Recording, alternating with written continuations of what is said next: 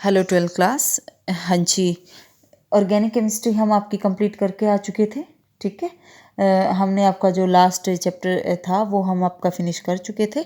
ठीक है, तो उसके बाद हमने आपकी आज नई यूनिट स्टार्ट करनी है।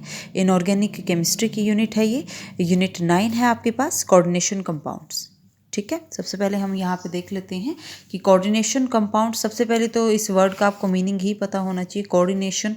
तो यहाँ से वेल अंडरस्टूड है कि ऐसे कंपाउंड्स आपके पास होंगे जिनमें कोऑर्डिनेट बॉन्ड का कहीं ना कहीं कोई रोल होगा। ठीक है, तो कोऑर्डिनेशन कंपाउंड आपने डिस्कस करना है। तो सबसे फर्स्ट जो हम यहाँ पे डिस्कस करेंगे, जर्नल इंट्रोडक्शन करेंगे हम कि कोऑर्डिनेशन कंपाउंड आपके पास होते क्या हैं।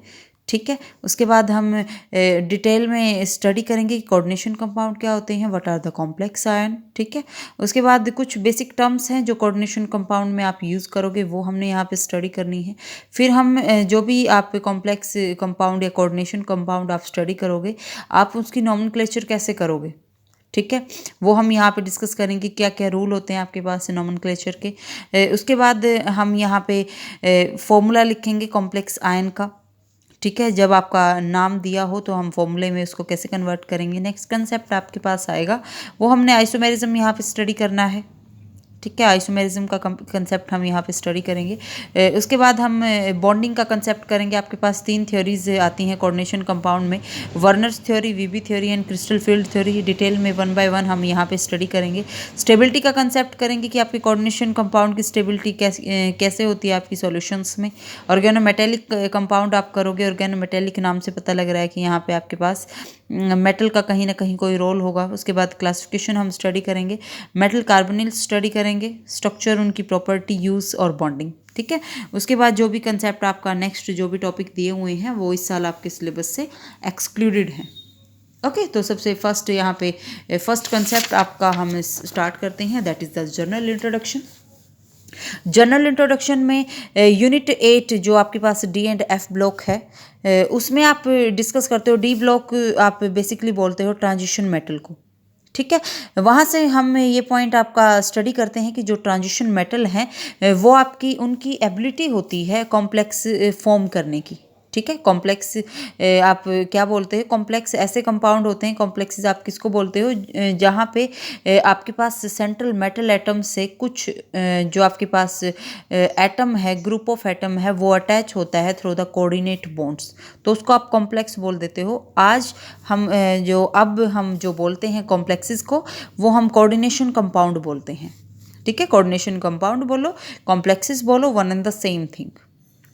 ठीक है, लेकिन यहाँ पे आपके पास यदि हम बोलते हैं, हमने पढ़ा था कि जो डी ब्लॉक एलिमेंट्स हैं, ट्रांजिशन जो मेटल्स होती हैं वो आपके पास कॉम्प्लेक्सेस बनाती हैं, लेकिन ऐसा ज़रूरी नहीं होता कि सिर्फ जो ट्रांजिशन मेटल हैं वही कॉम्प्लेक्सेस की फॉर्मेशन करें। यहाँ पे एक एग्जांपल दिया हुआ है कि मैग्नीशियम आपका ग्रुप सेकंड का एलिमेंट होती है, दिस इज़ अ मेटल भी आपके पास फॉर्मेशन करती है कोऑर्डिनेशन कंपाउंड की। बता रखा है कि जो क्लोरोफिल है, क्लोरोफिल आपके पास एक कोऑर्डिनेशन कंपाउंड है। ठीक है, क्लोरोफिल, जिसकी वजह से आपके पास जो लीव्स होते हैं प्लांट्स के, उनका जो कलर होता है वो ग्रीन होता है। ठीक है, तो जो कॉम्प्लेक्स होता है chlorophyll, that is also a coordination compound of magnesium. ठीक है, तो इस चैप्टर में हम डिस्कस करेंगे डिफरेंट एस्पेक्ट्स कोऑर्डिनेशन कंपाउंड के। ऑर्गेनोमेटेलिक कंपाउंड को स्टडी करेंगे। तो सबसे पहले हम यहाँ पे पढ़ लेते हैं what do you mean by coordination compound और कॉम्प्लेक्स आयंस। ठीक है, यदि हम कोऑर्डिनेशन कंपाउंड्स की बात करें, मैंने अभी बताया था क्या होता है, आपके पास सेंट्रल मेटल एटम होता है, बीच में आपके पास मेटल एटम होगी, जिसके साथ आपके पास डिफरेंट मॉलिक्यूल्स लिंक होंगे, और वो मॉलिक्यूल आपके पास क्या होंगे, या तो वो आयंस हो सकते हैं या वो आपके पास न्यूट्रल मॉलिक्यूल होंगे जिसके पास lone pair of electron present होगी। ठीक है, तो जब वो मेटल एटम से लिंक करते हैं थ्रू द कोऑर्डिनेट बॉन्ड पढ़ चुके हो। क्या होता है कोऑर्डिनेट बॉन्ड, जहाँ पे जो आपके पास इलेक्ट्रॉन पेयर है that is donated by one atom but sharing by 2 atoms. ठीक है, तो कोऑर्डिनेट जब आपके पास एक जो मॉलिक्यूल होता है वो इलेक्ट्रॉन दोनों के दोनों जो इलेक्ट्रॉन्स होते हैं उनको एक लोन पेयर को आपका डोनेट करता है टू द अदर एटम। ठीक है, तो यहाँ पे कोऑर्डिनेट बॉन्ड बोला हुआ है, कैसे बनता है, by the donation of lone pair of electron by these atom means जो आपके पास न्यूट्रल मॉलिक्यूल या आयंस होते हैं to the central metal atom. ठीक है, जैसे यहाँ पे एग्जांपल से आप इसको अच्छे से क्लियर हो जाएगा आपको। जैसे यहाँ पे कंपाउंड लिखा हुआ है निकल टेट्रा कार्बोनिल, यहाँ पे निकल आपका सेंट्रल मेटल एटम है, कार्बन जो CO है, कार्बोनिल ग्रुप जो यहाँ पे कार्बन मोनोऑक्साइड जो मॉलिक्यूल है CO मॉलिक्यूल, वो लिंक होता है निकल के साथ। ठीक है, और आपके पास जो इलेक्ट्रॉन पेयर है उसको डोनेट करता है निकल को। ठीक है, तो मीन्स कोऑर्डिनेट बॉन्ड की फॉर्मेशन कर रहा है। ठीक है, तो इस टाइप के जो कंपाउंड्स होते हैं उसको आप क्या बोल देते हो, कोऑर्डिनेशन कंपाउंड। ठीक है, उसके बाद नेक्स्ट कंसेप्ट आपके पास आता है, what do you mean by complex ion. यदि आपके पास जो भी स्पीसीज बनी है, जैसे जो भी आपके पास जैसे निकल कोबाल्ट 4 बना है, इसके ऊपर तो 0 चार्ज होगा क्योंकि ये तो न्यूट्रल है। यदि कोई ऐसी स्पीसीज बनती है कि आपके पास जो कोऑर्डिनेशन से बनी हो सेंट्रल मेटल एटम की टू द लिगेंड, तो और वो कंटेन आपका करती हो या तो पॉजिटिव चार्ज या वो नेगेटिव चार्ज। कैसे, एग्जाम्पल एक बार देख लो कि AgCN2 होल नेगेटिव, तो मीन्स ये भी आपका ये आपका कोऑर्डिनेशन कंपाउंड है जिसके ऊपर 0 चार्ज है कॉम्प्लेक्स आयन के ऊपर, और लेकिन इस स्पीसीज या यूनिट के ऊपर कितना चार्ज है, -1।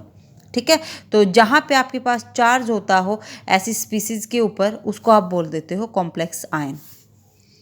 ठीक है, तो याद रखना कॉम्प्लेक्स आयन, नाम से पता लग रहा है कि कॉम्प्लेक्स जो कंपाउंड होते हैं उसमें आपके पास आयन मौजूद होता है। तो ये एंटिटी है जिसको हम स्क्वायर ब्रैकेट से दिखा रहे हैं, इसको आप बोल दोगे कॉम्प्लेक्स आयन।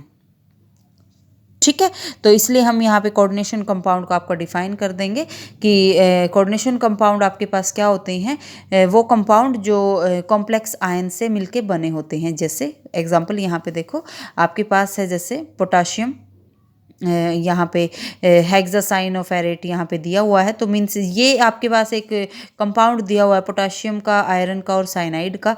यहाँ पे देखो पोटाशियम हमें पता है मेटल है, मेटल के ऊपर पॉजिटिव चार्ज होता है, इस मेटल पे पॉजिटिव है, तो इस जो स्क्वायर ब्रैकेट में दी हुई है इस एंटिटी के ऊपर नेगेटिव चार्ज होगा। ठीक है, तो मीन्स यहाँ पे आपके पास 2 चीज़ें होगी। ओवरऑल तो जो ये कोऑर्डिनेशन कंपाउंड है ये न्यूट्रल रहेगा, लेकिन जो कॉम्प्लेक्स आयन है जो स्क्वायर ब्रैकेट में हम दिखाते हैं उसके ऊपर या तो नेगेटिव चार्ज आएगा या उसके ऊपर पॉजिटिव चार्ज आएगा। ठीक है, तो इस चीज़ को आप याद रखना, इसको हम फर्दर स्टडी करेंगे, आगे डिटेल में आएगा आपके पास ये कंसेप्ट। उसके बाद आपके पास आई थिंक आपको पता लग गया होगा कोऑर्डिनेशन कंपाउंड क्या होते हैं। तो नेक्स्ट कंसेप्ट आता है, what do you mean by coordination chemistry. Coordination chemistry क्या होती है, अब ये इनऑर्गेनिक केमिस्ट्री का चैप्टर है आपके पास, तो ऐसी ब्रांच इनऑर्गेनिक केमिस्ट्री की जो डील करती है with the study of coordination compound. ठीक है, उसको आप क्या बोल दोगे, कोऑर्डिनेशन केमिस्ट्री बोल दोगे। तो जो कॉम्प्लेक्सेस हैं, कॉम्प्लेक्स जो हमने यहाँ पे स्टडी किए हैं, कॉम्प्लेक्स आपके पास डिफरेंट टाइप के होते हैं, बेसिकली 3 टाइप के होते हैं। जैसे यहाँ पे निकल के केस में निकल टेट्राकार्बोनिल के केस में हमने स्टडी किया था कि इसके ऊपर तो 0 चार्ज होगा। यहाँ पे हमें देखने को मिल रहा है कि इस एंटिटी के ऊपर +2 चार्ज है, और सिल्वर के केस में हमें देखने को मिल रहा है कि इसके ऊपर -1 चार्ज है। तो ऑब्वियसली जो कॉम्प्लेक्सेस होते हैं वो 3 टाइप के होंगे। एक तो वो कॉम्प्लेक्सेस जिन पे पॉजिटिव चार्ज होगा जिसको आप कैटायनिक कॉम्प्लेक्स बोलोगे, जिन कॉम्प्लेक्स पे नेगेटिव चार्ज होगा उसको आप एनायनिक कॉम्प्लेक्स बोलोगे, जिसके ऊपर कोई चार्ज नहीं होगा they are known as the neutral complexes. ठीक है, तो ये बेसिक बात है बिल्कुल। उसके बाद आपके पास एक कंसेप्ट आता है भाई, आपके पास 2 टर्म होती हैं। एक तो आप बार बार पढ़ रहे हो कॉम्प्लेक्स या कोऑर्डिनेशन कंपाउंड, एक आप पढ़ते हो डबल सॉल्ट। डबल सॉल्ट का यदि मैं एग्जांपल दूँ तो मोहर सॉल्ट। ठीक है, तो दोनों में डिफरेंस पूछ लेते हैं भाई, मोहर सॉल्ट में और किसी भी कॉम्प्लेक्स या कोऑर्डिनेशन कंपाउंड में आपके पास क्या डिफरेंस होता है। ठीक है, देखो डबल सॉल्ट भी और कोऑर्डिनेशन कंपाउंड भी दोनों के दोनों आपके बनते कब हैं, जब आपके पास 2 या 2 से ज़्यादा जो स्टेबल कंपाउंड है वो एक पर्टिकुलर स्टिक्योमेट्रिक रेशो में आकर कंबाइन करते हैं, तब वहाँ पे डबल सॉल्ट या कोऑर्डिनेशन कंपाउंड्स की फॉर्मेशन होती है। जैसे एग्जांपल मैं यहाँ पे देती हूँ कि डबल सॉल्ट जैसे आपके पास यहाँ पे दिया हुआ है कैर्नेलाइट। कैर्नेलाइट आपने वैसे तो पढ़ रखा है ये 11th क्लास में, ठीक है, लेकिन फिर भी याद ना हो तो मोहर सॉल्ट तो डेफिनेटली याद होगा। मोहर सॉल्ट आपके पास फेरस सल्फेट, अम्यूनियम जो सल्फेट होता है उसका हाइड्रेट आपके पास होता है। तो यहाँ पे देखो आपके पास क्या है कि जो फेरस सल्फेट है उसका कॉम्बिनेशन हुआ अमोनियम के साथ, मीन्स एक सॉल्ट दूसरे एक कंपाउंड दूसरे कंपाउंड के साथ पर्टिकुलर स्टोइकियोमेट्रिक रेशो में आके कंबाइन हो गया, तो क्या बना दिया? डबल सॉल्ट बना दिया। कोऑर्डिनेशन कंपाउंड भी तो ऐसे ही बनते हैं, ठीक है। अब देखो दोनों में डिफरेंस आपके पास क्या होता है। जब भी हम डबल सॉल्ट की यहाँ पे करते हैं हाइड्रोलिसिस, हाइड्रोलिसिस से जो डबल सॉल्ट का ईच एंड एवरी स्पीसीज, जैसे फेरस सल्फेट है तो आयरन आपका अलग हो जाएगा, फेरस आयन, सल्फेट आयन, हर एक जो स्पीसीज है जो कंपाउंड का each and every species that split up into ions, stable ions की फॉर्म में वो स्प्लिट अप हो जाएगी, ठीक है। तो ये तो आपके पास हो गए कि डबल सॉल्ट क्या हुए, विच डिसोशिएट इनटू सिंपल यूनिट या सिंपल जो आयंस होते हैं completely when dissolve in water, उनको तो आप बोल दोगे डबल सॉल्ट। जैसे यहाँ पे फेरस मोहर सॉल्ट का आपका दिखाया हुआ है।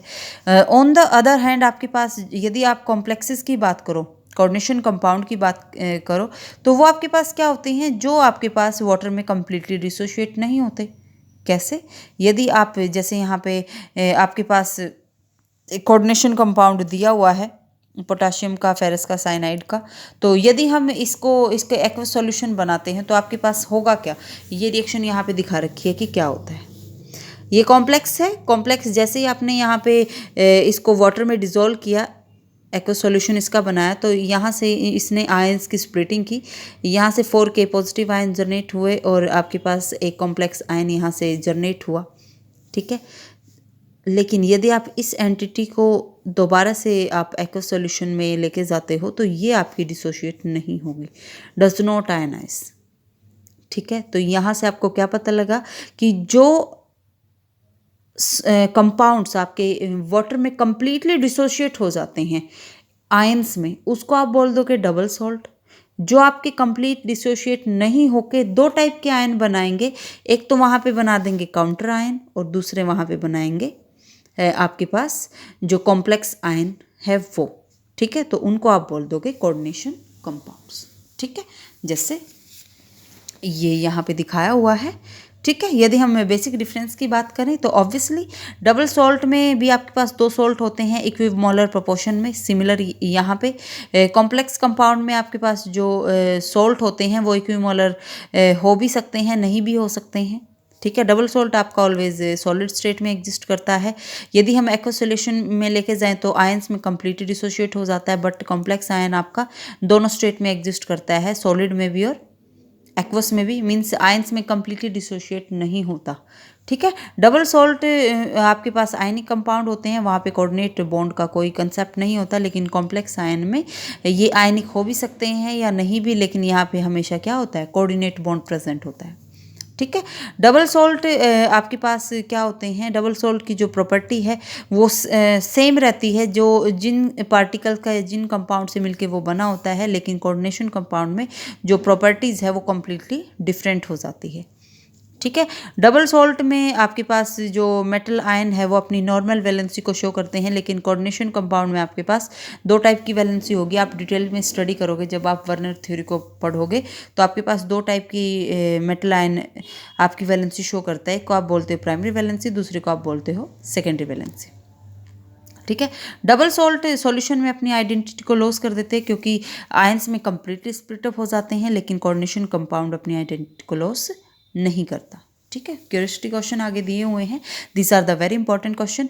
क्लोरोफिल में आपके पास जो मेटल प्रेजेंट होती है, you have to know magnesium होती है।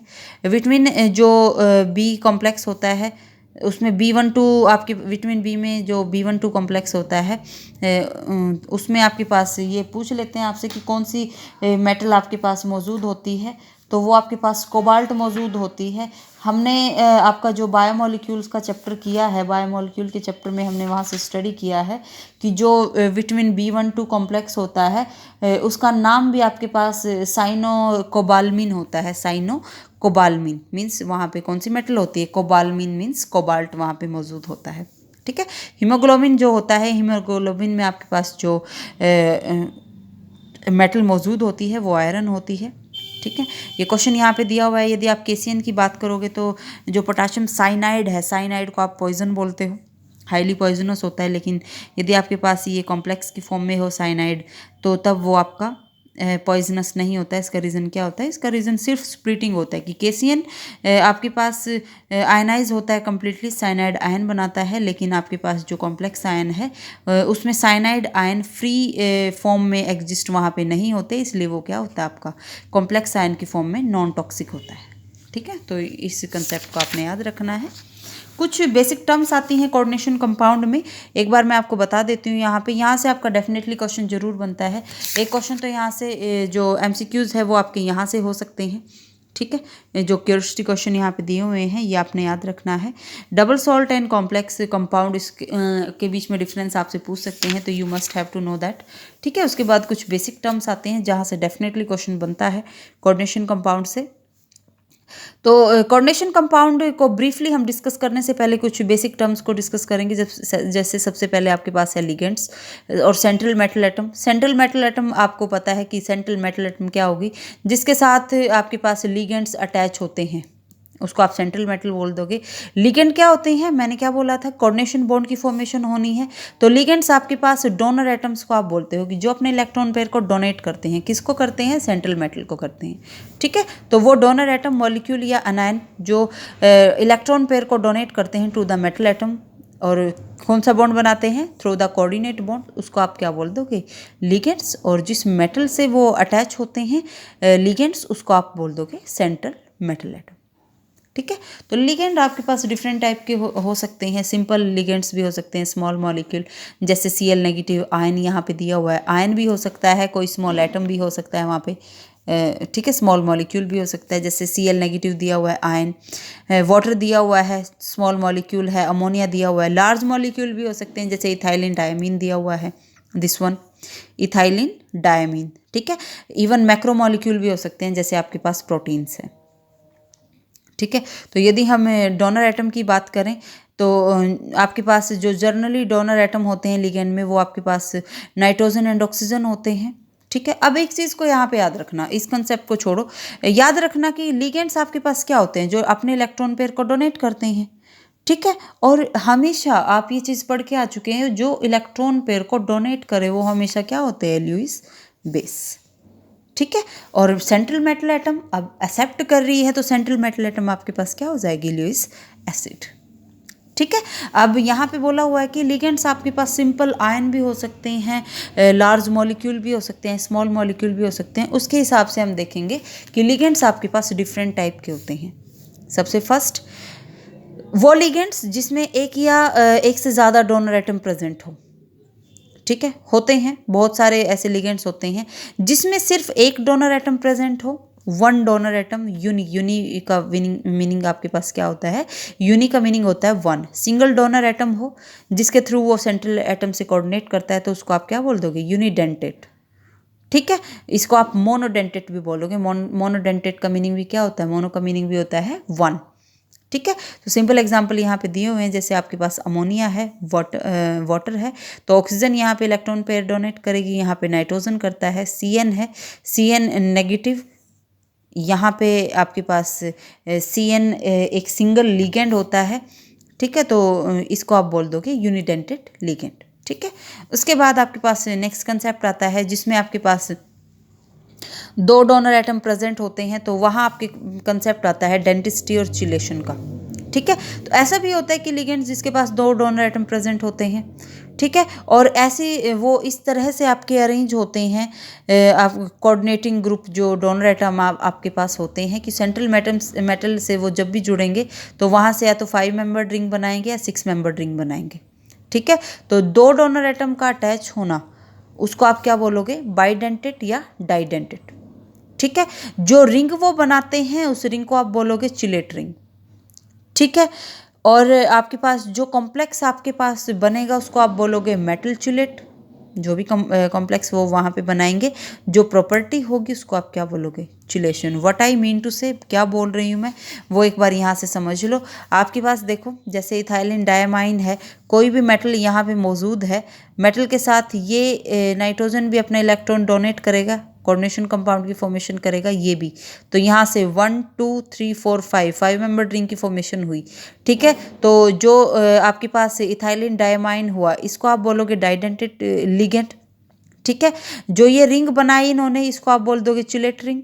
जो कॉम्प्लेक्स बना वो मेटल चिलेट हुआ, और जो ये प्रॉपर्टी है इसको आप क्या बोल दोगे, चिलेशन बोल दोगे। ठीक है।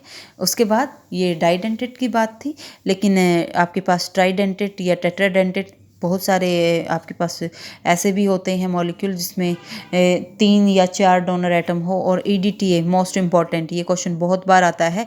ईडीटीए एक ऐसा आपके पास लिगेंड है जिसके पास 6 डोनर एटम होते हैं। क्या होता है ईडीटीए? ईडीटीए आपके पास होता है इथाइलिन डायमाइन टेट्रा एसीटेट। ठीक है, सॉरी, ठीक है। तो इसको आप बोलोगे EDTA 4 नेगेटिव। ओके। उसके बाद आपके पास नेक्स्ट कंसेप्ट आता है कि what do you mean by dentistry. Dentistry क्या होती है? जितने भी आपके पास कोऑर्डिनेटिंग ग्रुप प्रेजेंट होते हैं लिगेंड में, जैसे आपके पास EDTA में 6 ग्रुप हैं, 4 तो ये नेगेटिव चार्ज दिखाए हुए हैं, 2 नाइट्रोजन के ऊपर लोन पेयर हैं। ठीक है। तो जो डेंटिस्ट्री है EDTA की वो कितनी हो जाएगी? 6। ओके। उसके बाद ये डिफरेंट एग्जांपल आपके पास दिए हुए हैं, ये एक बार आप ज़रूर देख लेना। ठीक है। ये आपके पास दिखाए हुए हैं, इसके ऊपर वाटर के ऊपर चार्ज 0 होता है, यूनिडेंटेड। ठीक है। ये जर्नल बातें जो मैंने अभी बताई हैं वही सब यहाँ पे दिया हुआ है। अब यहाँ से आपसे पूछ लेते हैं कि जो इंपॉर्टेंट कैरेक्टरिस्टिक होती है चिलेट्स की वो आपके पास क्या होती है। सबसे पहली बात, चिलेट जो लिगेंड होते हैं वो कॉम्प्लेक्स को ज़्यादा स्टेबल बनाते हैं, वो ज़्यादा स्टेबल होते हैं एज़ कम्पेयर टू यूनिडेंटेड। ठीक है। और इस इफेक्ट को आप बोलते हो chelation effect. Means the stability of chelating ligand complex more than unidentate ligands, तो उसको आप क्या बोल दोगे? Chelation effect. ठीक है। जितनी ज़्यादा डेंटिस्ट्री होगी लिगेंड की उतना ही स्टेबल वो कॉम्प्लेक्स बनाएगा, याद रखना। ठीक है। जो चिलेटिंग रिंग है, लिगेंड्स जो होते हैं जो आपके पास डबल बॉन्ड को कंटेन नहीं करते, वो आपके पास 5 मेंबर्ड रिंग की फॉर्मेशन करते हैं जो स्टेबल रिंग होते हैं। ठीक है। उसके बाद आपके पास नेक्स्ट यहाँ पे आता है कि जिन लिगेंड में आपके पास लार्ज ग्रुप प्रेजेंट होते हैं वो अनस्टेबल रिंग बनाते हैं। ठीक है। क्योंकि वहाँ पे आपके पास लार्ज ग्रुप होने की वजह से स्टीरिक हिंड्रेंस वहाँ पे प्रोड्यूस हो जाता है। ओके। तो ये आपके पास बेसिक इन्फॉर्मेशन थी। उसके बाद एम्बिडेंट न्यूक्लियोफाइल आप पढ़ चुके हो 10th यूनिट में। सेम हेयर, एम्बिडेंट लिगेंड्स आपके पास क्या होते हैं? वो यूनिडेंटेड लिगेंड जिसके पास एक या एक से ज़्यादा आपके पास कोऑर्डिनेटिंग एटम प्रेजेंट हो, जैसे नाइट्रो ग्रुप है तो एक लिगेंड नाइट्रो ग्रुप आप बोलते हो, लेकिन जब वहाँ पे लिंकेज नाइट्रोजन से होती है तो नाइट्राइटो होता है। जब लिंकेज नाइट्राइटो N यहाँ पे दिखाया हुआ है, जब लिंकेज आपके पास होती है ऑक्सीजन से तो नाइट्राइटो O। ठीक है। जैसे आपके पास CN से आपके पास लिंकेज होती है तो आप उसको सिंपली दिखाओगे साइनो। N से होती है तो आइसोसाइनाइड वो हो जाता है। ठीक है। ये चीज़ आपको पता है एम्बिडेंटेट क्या होता है। ठीक है। ये बेसिक सी बात है। कोऑर्डिनेशन नंबर आपके पास क्या होता है? कोऑर्डिनेशन नंबर से सिर्फ याद रखना कि जितने कोऑर्डिनेट बॉन्ड वहाँ पे बनते हैं, सेंट्रल मेटल एटम से जितने कोऑर्डिनेट बॉन्ड बने हुए हैं वो आपके पास क्या होता है? उस मेटल एटम का या उस कॉम्प्लेक्स का कोऑर्डिनेशन नंबर। ठीक है। जैसे यहाँ पे दिखाया हुआ है AgCN2, तो यहाँ पे कोऑर्डिनेशन नंबर सिल्वर का आपके पास 2 होगा, कॉपर का आपके पास 4 होगा, एंड जो क्रोमियम है उसका आपके पास 6 होगा। ओके। उसके बाद आता है कि कोऑर्डिनेशन स्फेयर आपके पास क्या होता है और काउंटर आयन क्या होता है। ऑब्वियसली जब हम सेंट्रल मेटल और लिगेंड जो एक दूसरे के साथ कोऑर्डिनेशन बॉन्ड की फॉर्मेशन करके आपके पास कॉम्प्लेक्स आयन बनाते हैं, तो जब हम उसको दिखाते हैं कॉम्प्लेक्स आयन को, सिंपल बात, स्क्वायर ब्रैकेट्स में, स्क्वायर ब्रैकेट्स में जो हम जिस एंटिटी को दिखाएंगे वो आपके पास हो जाएगा कोऑर्डिनेशन स्फेयर। उसके बाहर जो लगा होता है जो उस कॉम्प्लेक्स आयन को बैलेंस करता है, जैसे K2 यहाँ पे लगा हुआ है तो ये आपके पास क्या हो जाएगा? Counter ion. ठीक है। जो आउटसाइड लगा होता है स्क्वायर ब्रैकेट के, तो वो आपके पास काउंटर आयन होता है। ठीक है। कोऑर्डिनेशन पॉलीहेड्रन का मीनिंग आपके पास क्या होता है कि लिगेंड्स जो अटैच होते हैं मेटल एटम के साथ, तो उनकी एक मतलब स्पेशल अरेंजमेंट होना। जैसे आपके पास 4 लिगेंड प्रेजेंट हो तो टेट्राहेड्रल ज्योमेट्री हो सकती है, स्क्वायर प्लेन में वो अरेंज हो सकते हैं। ठीक है। तो स्पेशल अरेंजमेंट होना लिगेंड मॉलिक्यूल की विद द सेंट्रल एटम, तो उसको आप क्या बोलोगे? कोऑर्डिनेशन पॉलीहेड्रन बोल दोगे। ठीक है। जैसे आपके पास दिस वन, ऑल दिस। दिखाया हुआ है कि प्लेटिनम जो क्लोराइड होता है वो स्क्वायर प्लेनर होता है, निकल जो कार्बोनिल होता है दैट इज़ द टेट्राहेड्रल, ठीक है।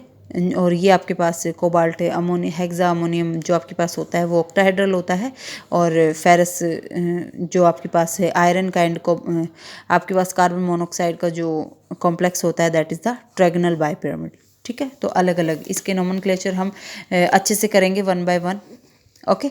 उसके बाद नेक्स्ट कंसेप्ट आपके पास आता है कोऑर्डिनेशन नंबर का। कोऑर्डिनेशन नंबर आपके पास क्या होता है, सेंट्रल मेटल एटम के ऊपर जितना चार्ज होता है उसको आप उसका क्या बोल देते हो, सॉरी कोऑर्डिनेशन नंबर नहीं, ऑक्सीडेशन नंबर, ठीक है। ऑक्सीडेशन नंबर का कंसेप्ट आप 11th क्लास में अच्छे से पढ़ के आए हो, तो कोई इतनी बड़ी चीज़ नहीं है, बहुत बार मैंने इसको निकालना आपको सिखा रखा है।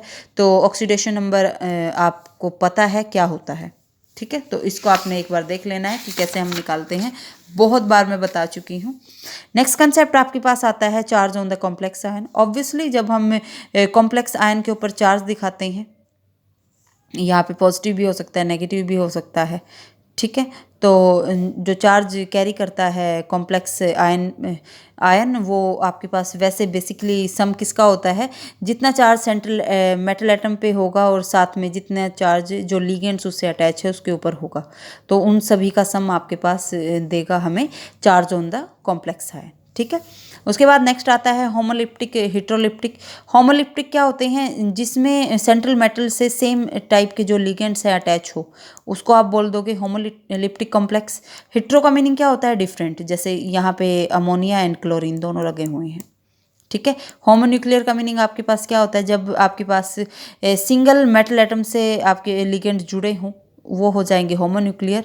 और पॉलीन्यूक्लियर का मीनिंग क्या होता है कि वहाँ पे सिर्फ एक मेटल एटम प्रेजेंट नहीं होता, मेटल एटम का जो नंबर होता है वो एक से ज़्यादा होता है, तो उसको आप क्या बोल दोगे, पॉलीन्यूक्लियर कॉम्प्लेक्स। इसको आप हम आगे डिटेल से स्टडी करेंगे, ठीक है। नेक्स्ट कंसेप्ट आपके पास फॉर्मूला का आएगा, वो हम नेक्स्ट वीडियो में करेंगे, ठीक है। तो आज के लिए आपने इतना ही करना है। यदि इसमें से कोई प्रॉब्लम आपको आती है तो आप मेरे से डेफिनेटली पूछ सकते हो, ठीक है। You have to ask me. Thank you.